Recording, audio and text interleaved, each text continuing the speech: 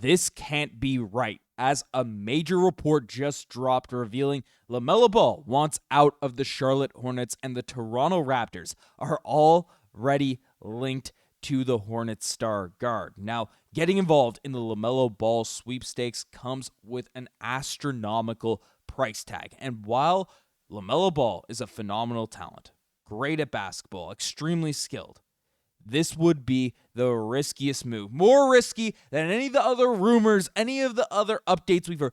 This would be an insanely risky move for the Toronto Raptors and something I'd be very hesitant to do as a front office. So we're going to break down these reports, how the Raptors have been linked already to this situation, and why trading for LaMelo Ball comes with very serious precautions. So let's dive into the report. So this is coming from Kelly Iko, revealing that following the Hornets' disappointing road loss to the 2-13 Indiana Pacers, their fourth straight loss, dropping Charlotte to 12th in the Eastern Conference with a record of 4-11, star guard LaMelo Ball has grown increasingly frustrated with the organization and is open to a trade away from the franchise, multiple sources have told Yahoo Sports. He went on to say that league sources say the front office is increasingly hesitant about cementing Ball as a long-term foundational piece and has become disillusioned with the 24-year-old and open to moving him. Ball has appeared in just 9 games this season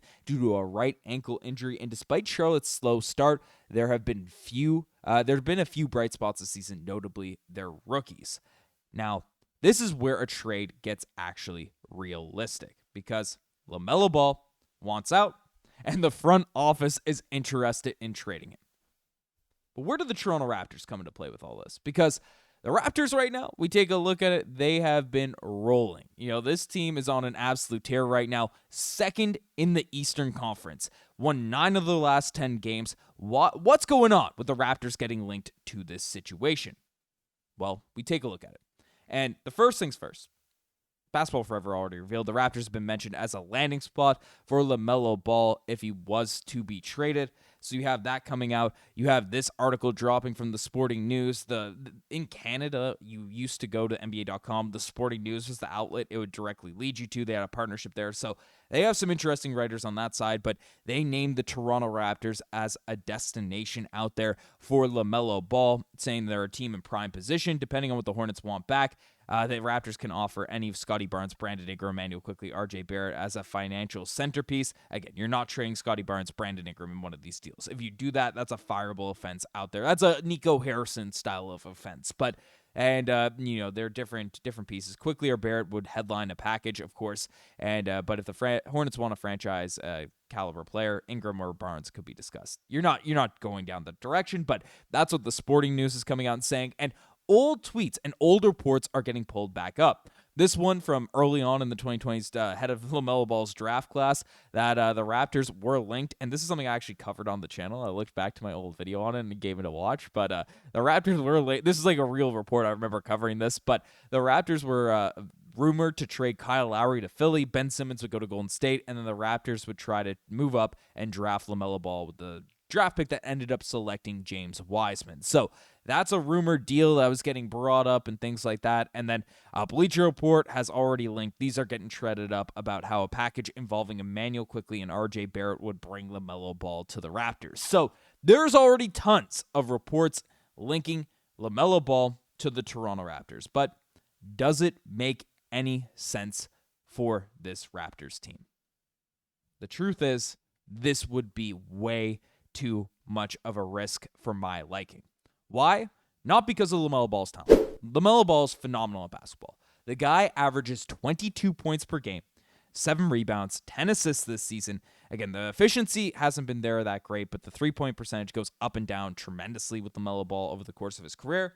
This has nothing to do with his talent. And as much as Immanuel Quickley has won me over in recent weeks, I'd be delusional and I'd be lying to you to argue that Immanuel Quickley is the talent of LaMelo Ball. He's 2 years older, 16 points, less assists, less all that. Immanuel Quickley's not at the level of LaMelo Ball. Let's talent-wise, there's no arguing that there. Where the risks really come into play is the injury situation.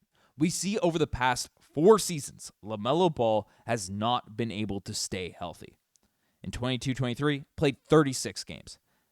2 seasons ago, played 22 games. Out of 82, mind you. 22 games. Last season, only 47 games. And this year, for the Hornets, has already dealing with an ankle injury. So even though over the course of these seasons he's put up phenomenal stats, he's been very effective, especially on the offensive end for his teams, a great passer, great facilitator, good shooter, he has not stayed healthy. So that's the first point. Then on top of it, the Raptors will be paying him an astronomical amount of money over the next few seasons. $40+ million per year for a guy that is risking, serious injuries season in, season out. And you look at the Raptors roster, a lot of these guys have dealt with injuries in the past, the main one being Brandon Ingram, but having multiple serious injury risks out there on their team is just not good. Now, Ingram looks a lot more muscular this season, so hopefully that keeps him healthy, but we'll see on that front. But LaMelo Ball is as injury risk as you can get. And then, on top of it, you have to give up pieces in order to acquire LaMelo Ball. In a vacuum, be great. Just insert him on the team, see if it works, see if it doesn't. But you have to give up pieces. Personally, looking around, doing some reading, seeing what people are saying, I have no clue what his trade market would be. He's a 24-year-old that puts up the stats that we just saw. LaMelo Ball is very, very good at basketball. Don't get me wrong. But the Hornets have been, while they have a great front office right now, they've been doing the right things, making the right moves. When that trade got vetoed from the Hornets and the Lakers and Mark Williams, trying to trade him. When you lose your leverage, they got nothing, basically, in return for Mark Williams when they sent him to the Phoenix Suns. LaMelo Ball is killing his trade value here by requesting a trade. Now, he does have a lot of years on his contract, so there's ownership there, but you might look at that as a negative salary. Ownership has already, it's reported, doesn't want to keep him, so they don't have a ton of leverage in that sense, but if he is, LaMelo Ball screams to be someone that would be whining his way out of a city, so we'll see how things play out. I put together this trade package because if you're trading for LaMelo Ball, Immanuel Quickley has to be in that deal. I'm big on the don't trade RJ Barrett bandwagon, so I did throw him into this package, but tossing in Ochai Agbaji, tossing in Jakob Walter, and a couple picks. I don't know if this gets it done, but this is I think the low end, and as a biased Raptors fan, I think it's the low end in terms of a package that would actually get done.